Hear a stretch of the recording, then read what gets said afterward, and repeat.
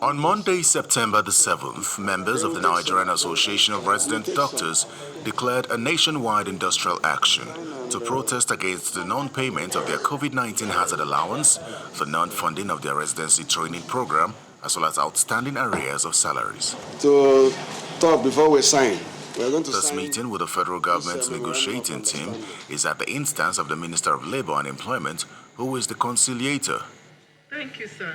In their separate remarks, both the Minister of State for Health and the Minister of Labour and Employment described the strike as unwarranted, ill-timed, and a ploy to discredit the federal government. It is painful, especially to some of us who are medical doctors,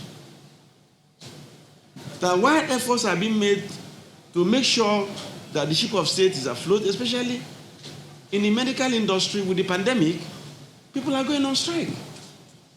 And the only conclusion somebody outside there would take, logical conclusion, is that people are acting under script. You are acting under script to badmouth this government.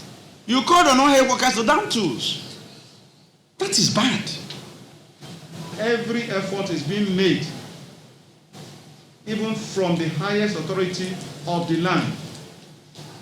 And that's Mr. President.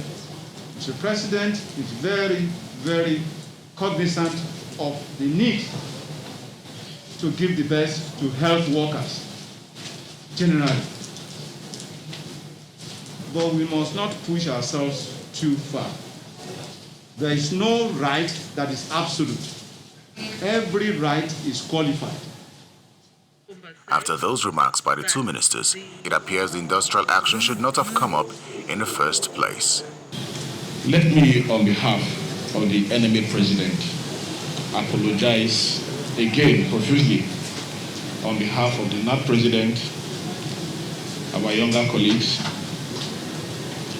Sometimes it is due to the tension we receive,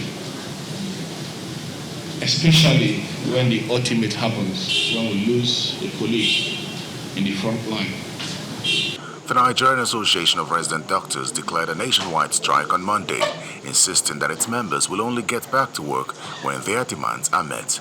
The government, however, says 6 out of the 8 demands, which include the payment of special hazard allowance, provision of personal protective equipment, and group life insurance, have already been met.